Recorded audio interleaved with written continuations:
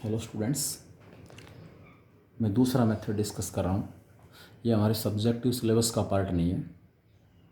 Competition के अंदर ये मेथड हम यूज़ करेंगे। Cramer's rule, solve the system of equations using determinants. क्योंकि उस मेथड में टाइम ज़्यादा लगेगा मैट्रिक्स मेथड के अंदर, और एक जगह भी अगर कोफैक्टर्स निकालते इसमें प्लस माइनस की गलती कर दी, वहीं आंसर्स गलत आएंगे फिर। इसलिए डिटर्मिनेंट वाला जो ऑप्शन हमारे पास है वो क्वाइट इजी, क्वाइट शॉर्ट उस मेथड की तुलना में। सपोज सिस्टम दिया वही हमारे पास है जो हमने कर लिया था। Let the given system be a1x plus b1y plus c1z equal to d1, a2x plus b2y plus c2z equal to d2, a3x plus b3y plus c3z equal to d3। कल मैट्रिक्स मेथड में मैंने x, y और z के coefficient से बना हुआ matrix लिया था। उसके डिटर्मिनेंट को डिटर्मिनेंट डे कहा था। यहाँ मैंने सीधा डिटर्मिनेंट डी ले लिया। क्या है डिटर्मिनेंट डी? एक्स, वाई और जेड के कोफिशिएंट्स हैं फर्स्ट इक्वेशन में, वो फर्स्ट रो में। सेकंड रो में एक्स, वाई, जेड के कोफिशिएंट सेकंड रो में। थर्ड रो में एक्स, वाई, जेड के कोफिशिएंट्स थर्ड रो में। ठीक है।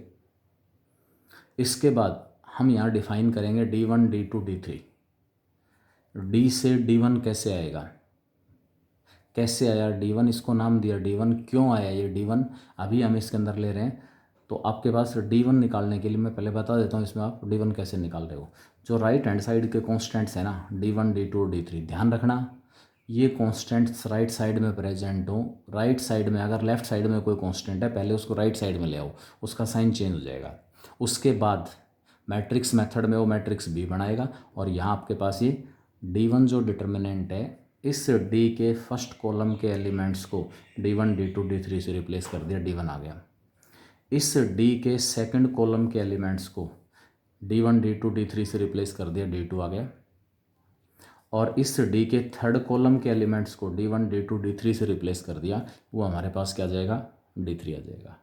सॉल्यूशन फिर से इस x, y और z के कोफिशिएंट से बना हुआ जो डिटर्मिनेंट है इसके ऊपर डिपेंड करेगा, इसके ऊपर डिपेंड करेगा। और सॉल्यूशन हमारे पास जो आएगा, if d not equal to zero, if d not equal to zero then x जो है उसकी वैल्यू हमारे पास आ गई d1 अपॉन डी, y आ गया d2 अपॉन डी, और z हमारे पास आ गया d3 अपॉन डी। कैसे आएगा वो देख लें एक बार आप। मतलब ये d1 के लिए हिंट मुझे कहाँ से मिला, क्या कुछ रहा। d तो हम निकाल सकते हैं आराम से, कोई प्रॉब्लम है ही नहीं। x, y और z के कोफिशिएंट से बना हुआ जो मैट्रिक्स होता है उसका डिटर्मिनेंट डी हो जाएगा। एक बात का ध्यान रखना है, x वाली टर्म के नीचे, x वाली टर्म के कोफिशिएंट्स तीनों इक्वेशंस में x वाली टर्म्स के जो कोफिशिएंट्स हो फर्स्ट कॉलम में हो, y वाली टर्म्स के कोफिशिएंट सेकंड कॉलम में हो, z वाली टर्म्स के कोफिशिएंट थर्ड कॉलम में हो। जल्दबाजी में यहाँ गलती कर देते हैं, ये तीसरी इक्वेशन लिख देगा यहाँ पर b3y plus c3z plus a3, और तुम बगैर x, y, z देखे सीधा डिटर्मिनेंट निकाल दिया और फिर कहोगे सर ध्यान नहीं दिया। तो इन चीज़ों का विशेष ध्यान रखना है। मैं सबसे पहले x इंटू डी निकाल रहा हूँ। अब मैं कह रहा हूँ कि मैंने d1 नाम कैसे दिया, x इंटू डी क्या होगा? x हमारे पास वेरिएबल है, वही x है। ये डिटर्मिनेंट d दिया हुआ है, मैं इस डिटर्मिनेंट d को x से मल्टीप्लाई कर रहा हूँ। मेरे पास कितनी चॉइस हैं? इस डिटर्मिनेंट d को x से मल्टीप्लाई कर रहा हूँ, मेरे पास 6 चॉइस हैं। फर्स्ट रो के एलिमेंट से मल्टीप्लाई कर सकता हूँ, सेकंड रो के एलिमेंट से, थर्ड रो के एलिमेंट से, फर्स्ट कॉलम के एलिमेंट से, सेकंड कॉलम के एलिमेंट से, थर्ड कॉलम के एलिमेंट से। मैंने इसको फर्स्ट कॉलम के एलिमेंट से मल्टीप्लाई कर लिया, x into a1, x into a2 और x इंटू a3। बाकी है जो b1, b2, b3 और c1, c2, c3। ये आपके पास x इंटू डी की वैल्यू आ गई, x इंटू डी आ गया। अब मैं क्या कर रहा हूँ, यहाँ मैं ऑपरेशन लगा रहा हूँ फर्स्ट रो पर, first row plus y times of second और प्लस में z times of third. First sorry column के ऊपर ऑपरेशन है, रो के ऊपर नहीं है। फर्स्ट कॉलम के ऊपर ऑपरेशन है, first column plus y times of second और प्लस में z times of third. First column के प्रत्येक एलिमेंट में सेकंड कॉलम के कोरस्पॉन्डिंग एलिमेंट्स का वाई टाइम्स और थर्ड कॉलम के एलिमेंट्स का जेड टाइम्स में ऐड कर रहा हूँ। तो ये एक्स इंटू डी जो है ऐसा करेंगे डिटर्मिनेंट के ऊपर कोई फ़र्क नहीं पड़ेगा। a1x तो मेरे पास था ही, मैंने इसका y टाइम्स ऐड कर दिया, इसमें b1y हो गया, इसका z टाइम्स ऐड कर दिया, c1z हो गया। इसमें a2x मेरे पास पहले से था, b2 का y टाइम्स ऐड करेंगे और c2 का z टाइम्स ऐड करेंगे। a3x मेरे पास पहले से था, b3y प्लस c3z। सेकंड और third column as it is हैं b1 b2 b3 c1 c2 c3। अब यहाँ से देखो ऊपर से a1x plus b1y plus c1z की वैल्यू कितनी है, d1 है। तो ये a1x plus b1y plus c1z equal to क्या हो जाएगा, d1 हो जाएगा। ये बड़ा एलिमेंट d1 हो गया, ये d2 और ये d3 d3।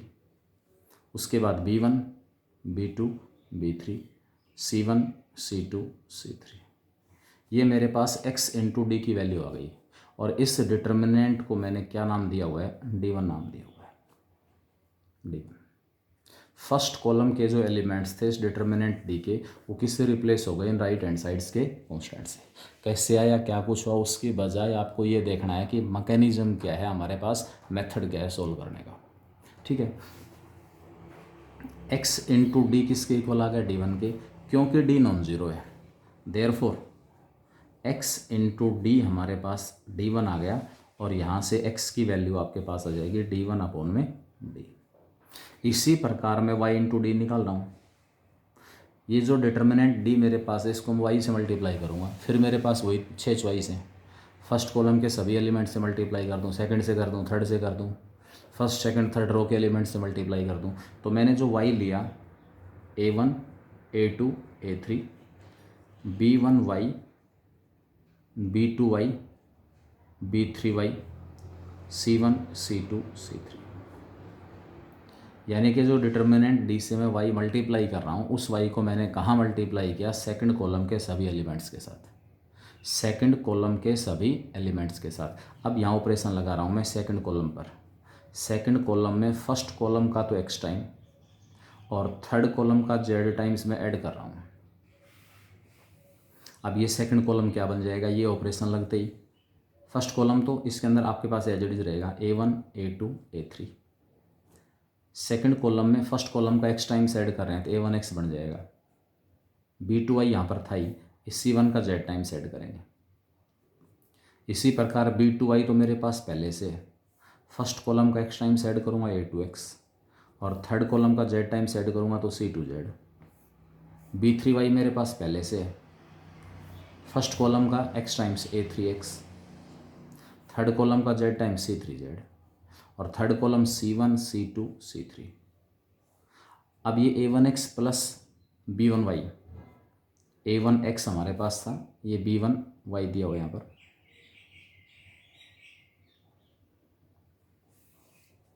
a1x plus b1y plus c1z वापस यहाँ से किसके इक्वल है, d1।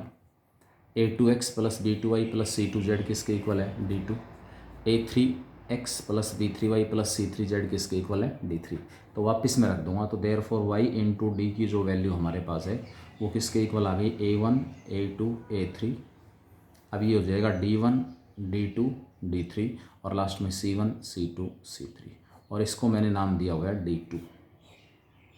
तो यहाँ से आपके पास जो y है उसकी वैल्यू आ गई d2 अपॉन डी। इसी प्रकार जो z है उसकी वैल्यू आ जाएगी d3 अपॉन डी। कल जो मैट्रिक्स मेथड हमने डिस्कस किया था उसमें क्या था, given system can be written as a into X equal to B. What was A, जो डिटर्मिनेंट a है ना वो d था हमारा, एक्स वाई और जेड के कोफिशिएंट से बने हुए मैट्रिक्स को मैं ए कह रहा था, उसका जो डिटर्मिनेंट है वो डिटर्मिनेंट ए हो गया था और सॉल्यूशंस का जो नेचर है वो डिटर्मिनेंट ए के ऊपर डिपेंड कर रहा था। बात वही है, कल जो हमने पढ़ा वहाँ जो डिटर्मिनेंट ए था यहाँ पर डी है। एक तरह से सिस्टम को सोल्व करने का मेथड दूसरा है, चीज़ें वही हैं सारी। एक्स वाई और जेड की ऐसी वैल्यू निकालनी है जो एक साथ इन तीनों इक्वेशंस को सेटिस्फाई करे, वो इस सिस्टम का सॉल्यूशन कहलाएगी। वाई आ गया, जेड आ गया। तो मेन पॉइंट आपके पास यही है कि सिस्टम में सबसे पहले आप डी लेके चलोगे, डी से d1 के ऊपर कैसे जाएं, फर्स्ट कॉलम के एलिमेंट्स को राइट हैंड साइड के कांस्टेंट से रिप्लेस कर देना। D2 कैसे बनाएं, सेकंड कॉलम के एलिमेंट्स को D1 D2 D3 से रिप्लेस कर देना, और D3 थर्ड कॉलम के एलिमेंट्स को D1 D2 D3 से रिप्लेस करेंगे तो D3 आ जाएगा। अगर हमारे पास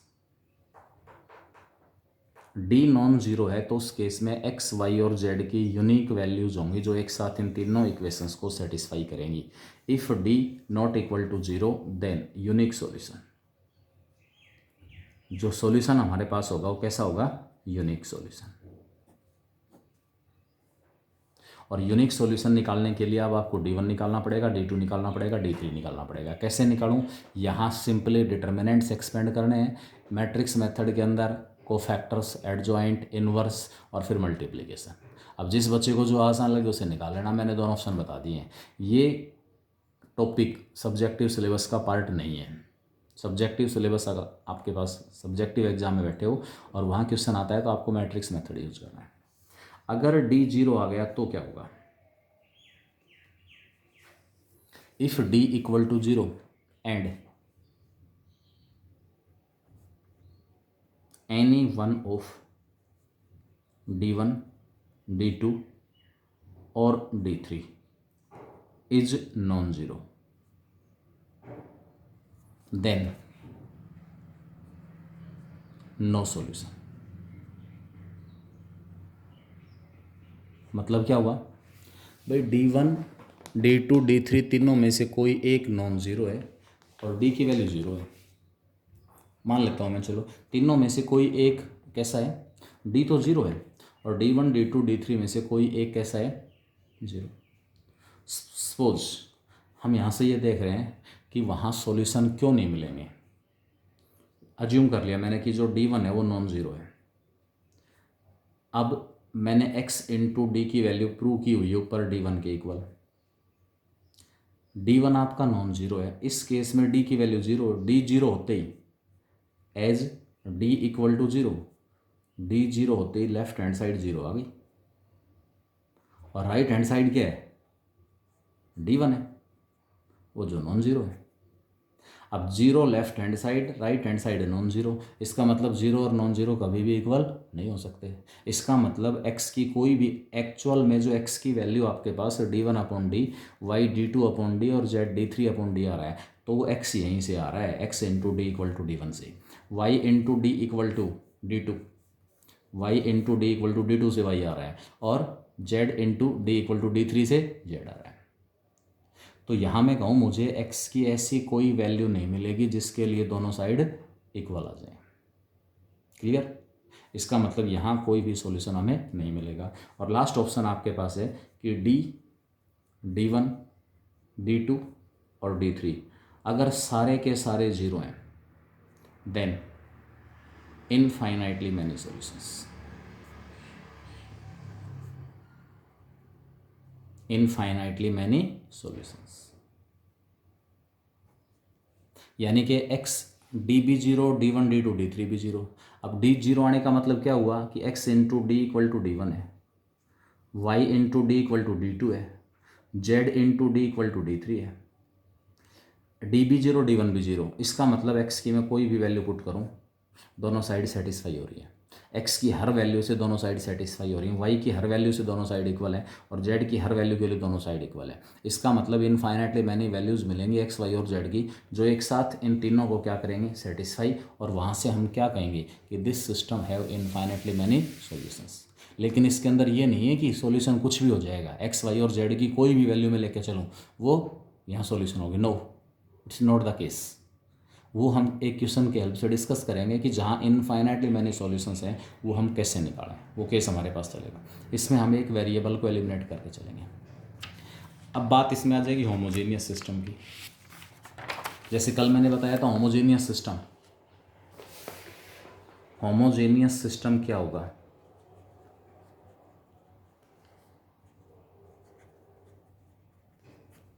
if in the above system, if in the above system small d1 equal to small d2 equal to small d3 equal to 0, then this system is called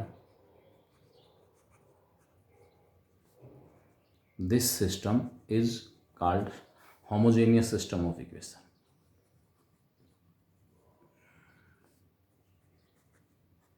homogeneous system of equations.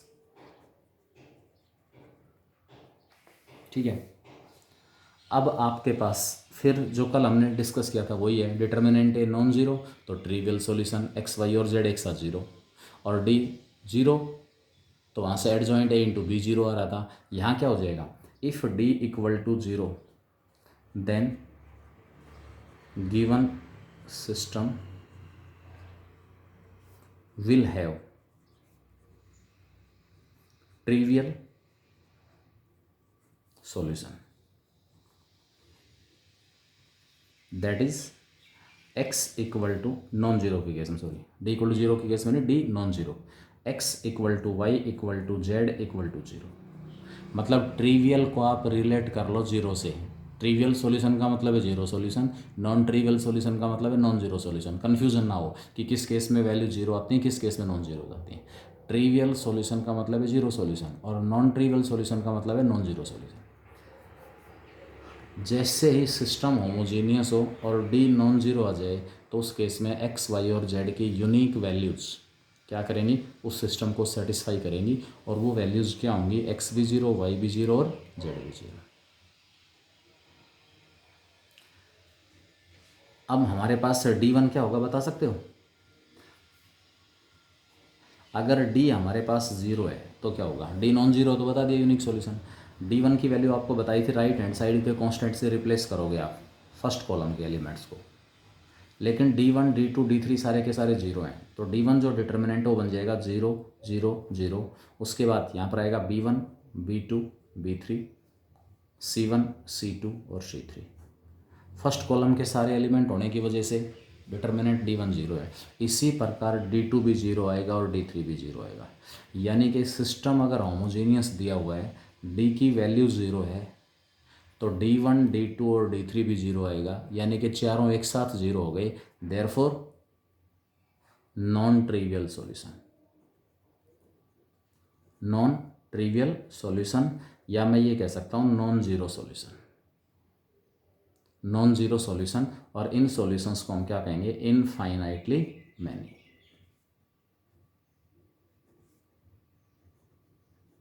Infinitely many solutions. अब मैं मान लो एक question discuss कर रहा हूँ इसकी help से, किस टाइप की क्वेश्चंस आपको मिलेंगे। ये सारा सब कुछ आ गया, इसके अंदर मेन आपके पास है डिटर्मिनेंट डी निकालना। जीरो है तो उस केस में या तो नो सॉल्यूशन या infinitely many solutions. D zero आते D one D two D three निकालो, डी वन नॉन जीरो आते बाकी जीरो बाकी निकालने की ज़रूरत ही नहीं है, क्योंकि डी जीरो है और कोई एक नॉन जीरो है तो उस केस में कोई सॉल्यूशन नहीं मिलेगा।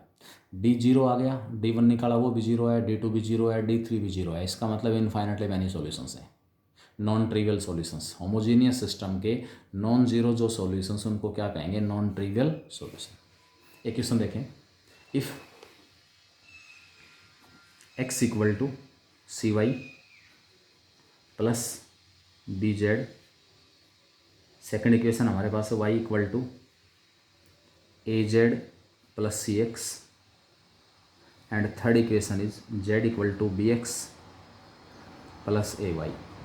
नीचे लिख रहा है where X Y and Z are not all zero. अब ये जो सेंटेंस है ना वही आपको हिंट दे रहा है कि किस टाइप के सॉल्यूशंस हैं। एक्स वाई और जेड सारे के सारे जीरो नहीं है, इसका मतलब हमें जो सॉल्यूशंस मिलेंगे वो नॉन ट्रिवियल मिलेंगे। क्योंकि एक्स वाई और जेड सारे के सारे जीरो कब आते हैं, जब हमारे पास ट्रिवियल सॉल्यूशन है, डी की वैल्यू क्या हो, नॉन जीरो। अब ये खुद कह रहा है कि एक्स वाई और जेड सारे के सारे जीरो नहीं है, यानी कि सॉल्यूशन नॉन ट्रिवियल है। नॉन ट्रिवियल सॉल्यूशन हमें कब मिलेगा, जब डिटर्मिनेंट डी कैसा हो, जीरो। देन हमसे ये कह रहा है find the value of, then find the value of, किसकी वैल्यू निकालनी है, A square plus B square plus C square plus 2abc, इसकी वैल्यू क्या होगी, ये हमारा क्वेश्चन है, ये हमारा क्वेश्चन इसमें। सब्जेक्टिव पोर्शन यहाँ कंप्लीट होता है। इसके बाद हम कुछ कॉन्सेप्ट अगले 1-2 दिन में डिस्कस करेंगे जो कंपटीशन वाइज डेफिनेशंस हैं कुछ, और कुछ एक रिलेटेड और टॉपिक्स हैं।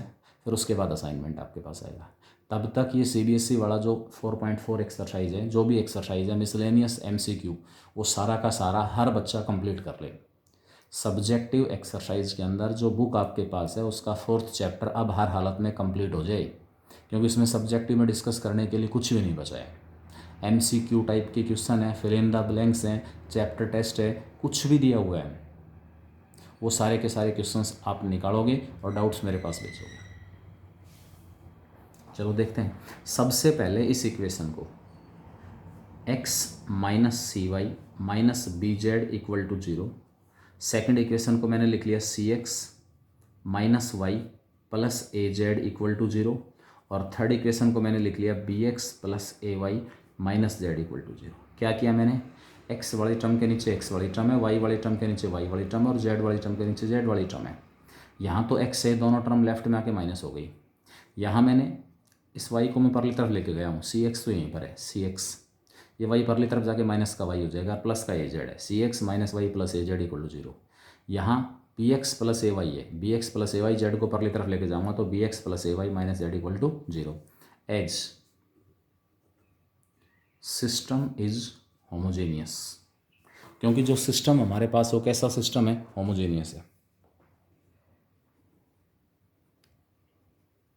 And x, y and z are not all 0। x, y और z जो हैं वो सारे के सारे 0 के इक्वल नहीं है। That is this system have non trivial solution. ये जो सिस्टम हमारे पास है इसके जो सॉल्यूशंस हैं वो हमें कैसे मिलेंगे, नॉन ट्रिवियल। अब नॉन ट्रिवियल सॉल्यूशंस आपको पता हो कि हमें कहाँ मिलते हैं। नॉन ट्रिवियल सॉल्यूशंस के लिए जो d आपके पास है वो क्या होना चाहिए, 0। देयरफॉर जो d की वैल्यू अपने आप आएगा, जो कुछ भी निकालना है, d की वैल्यू हमारे पास आ गई 1 minus C minus B, C minus 1 A, B A minus 1, ये क्या होगा, 0 होगा। अपने आप एक्सपेंड करेंगे, अपने आप इसकी वैल्यू आ जाएगी a² plus b² plus c² plus 2abc की। देखते हैं एक्सपेंड करके, expanding by R1। First row से इसको एक्सपेंड करेंगे, वी गेट क्या आएगा, 1 इंटू में -1 को 1 से 1, दोनों का प्रोडक्ट -a², माइनस दूसरे एलिमेंट के साथ नेगेटिव साइन लेना होता है, प्लस c इंटू में c के साथ क्या आएगा, इसको और इसको छोड़ दिया, c को -1 से -c और माइनस में भी। एक्सपेंशन प्रॉपर हो, कहीं पर भी प्लस माइनस की गलती ना हो। 1 इंटू में ये और ये छोड़ दिया, -1 प्लस 1 माइनस a², दूसरा एलिमेंट -c है, एक नेगेटिव i प्लस j और होने की वजह से आएगा, इसलिए प्लस c हो गया। ये कॉलम छोड़ दिया, रो छोड़ दी, c को -1 से मल्टीप्लाई किया -c, b को a से मल्टीप्लाई किया -ab, और उसके बाद लास्ट में हमारे पास तीसरा एलिमेंट -b है। -b के साथ क्या आएगा अंदर, इसको ये कॉलम छोड़ दो, ये रो छोड़ दो, c को a से ac, b को -1 से मल्टीप्लाई किया, और ये प्रोडक्ट हमें क्या करना है, सब्ट्रैक्ट, माइनस में -b, ये प्लस b आ जाएगा, इक्वल टू क्या होगा, 0। जिसकी वैल्यू निकालनी हो अपने आप एक्सप्रेशन बनेगी, 1 माइनस का a², c को -c से -c², c को -ab से -abc, -b को ac से -bac, -b को +b से -b² इक्वल टू 0। ये सारी नेगेटिव टर्म है, इनको परली तरफ ले जाओ, a² plus b² plus c² plus 2abc equal to दूसरी तरफ क्या बच गया, 1। यही हमारा क्वेश्चन था। तो इसमें मेन पॉइंट यही रहेगा कि भाई सिस्टम अगर होमोजेनियस दिया हुआ है, जो क्रैमर्स रूल है इसका यूज़ हम ज़्यादातर कंपटीशन के अंदर करेंगे वहाँ, क्योंकि यहाँ कोफैक्टर्स वगैरह नहीं निकालने पड़ते, उस मैट्रिक्स मेथड में आपको कोफैक्टर्स भी निकालने पड़ते हैं, ठीक है। होमोजेनियस सिस्टम के नॉन ट्रिवियल सॉल्यूशन जब कोफिशिएंट मैट्रिक्स का डिटर्मिनेंट क्या हो, 0। अब इसमें कितने क्वेश्चन निकाल लो, ऐसे आपको और भी क्वेश्चन मिल जाएंगे, क्लियर। तो सबसे पहले बुक की जो एक्सरसाइज दी हुई है वो कंप्लीट करें, एमसीक्यू टाइप के क्वेश्चन कंप्लीट करें, चैप्टर टेस्ट कंप्लीट करें, फिल इन द ब्लैंक्स, जो कुछ भी है वहाँ। अब सबसे पहले तो बुक में एक भी क्वेश्चन ऐसा ना हो जो तुम्हें ना आता हो, पहले वो कंप्लीट करें। आपके पास टाइम है कल दोपहर तक का। कल दोपहर बाद आपके पास नया वीडियो आएगा, इसमें जो कंपटीशन वाइज जो डेफिनेशंस हैं वो सारी की सारी मैं नेक्स्ट वीडियो के अंदर डिलीवर करूँगा, भेज रहा हूँ, वो देखेंगे और उसके बाद असाइनमेंट आएगा। 11th वाला जो टॉपिक है आपके पास, ट्रिग्नोमेट्रिक इक्वेशंस वाला टॉपिक हमने बहुत बढ़िया तरीके से डिस्कस किया था लास्ट ईयर, बहुत बढ़िया स्कोरिंग रही थी। तो 11th वाला जो ट्रिग्नोमेट्रिक इक्वेशंस के सॉल्यूशंस, वो वाला चैप्टर असाइनमेंट आप लोगों के पास होंगे, वो अपने आप रिवाइज करें उसको। जो डाउट्स हो मेरे पास भेजें, केवल +2 से पार नहीं पड़ेगी। रिजल्ट बता रहा है कि बहुत ज़्यादा गुंजाइश है, या तो आप लोग लाइटली लेके चल रहे हो कि भाई 11th का है, छोड़ तो कोई बात नहीं, हमारे मतलब की चीज़ें नहीं है। देखो उसमें कुछ भी हो, किसी भी कॉम्पिटिटिव एग्जाम में बैठे हो, भले ही आपका टारगेट आईआईटी है या नहीं, लेकिन जब मार्क्स आपके पास, इतने ग्रुप में आप बैठे इतने बच्चों के बीच में, और रिजल्ट आपका बढ़िया आ रहा है, तो कॉन्फिडेंस लेवल हर हालत में इंक्रीज होता ही होता है कि हाँ मैं कुछ भी कर सकता हूँ। तो टाइम है, पूरा टाइम है आपके पास, 24 आवर्स आप घर पे हैं, 8-7 घंटे निकाल के 12-13 मिनिमम घंटे जो हैं वो आप अपनी पढ़ाई के ऊपर लगाएं। जो रिवाइज कर लिया, जो एक बार पढ़ लिया, उसको बार बार रिवाइज करते रहो, चाहे कोई भी सब्जेक्ट हो। 11th का पोर्शन आ रहा है, मैं उसको डिटेल में डिस्कस नहीं करूँगा क्योंकि इतना टाइम नहीं होता कि 11th वाला भी और 12th वाला भी दोनों डिस्कस हो जाएँ। ये तो चलो बचाव इस चैप्टर में इसलिए हो गया हमारा कि कुछ पोर्शन हमने पहले डिस्कस कर लिया था, अदरवाइज तो भाग दौड़ के +2 वाला पोर्शन बड़ी मुश्किल से हो पाता। तो 11th वाला आप खुद रिवाइज करोगे, उसके केवल डाउट भेजोगे, केवल डाउट, वो डाउट में डिस्कस करूँगा। असाइनमेंट आप लोगों के पास है, होपफुली आप लोगों ने सुरक्षित रख रखे होंगे, क्वेश्चंस निकाले भी थे। छोटी मोटी दिक्कत आ रही है तो आप अपने 11th वाली नोटबुक में से देखें, फिर भी बात नहीं बन रही तो मेरे पास भेजो। देखो जो कुछ भी मिलेगा, सफलता का कोई शॉर्टकट नहीं है, मैं बार बार बताता हूँ, सिवाय हार्ड वर्क, मेहनत करनी पड़ेगी उसके लिए, बगैर हार्ड वर्क सफलता नहीं मिलेगी। Alright, thank you very much.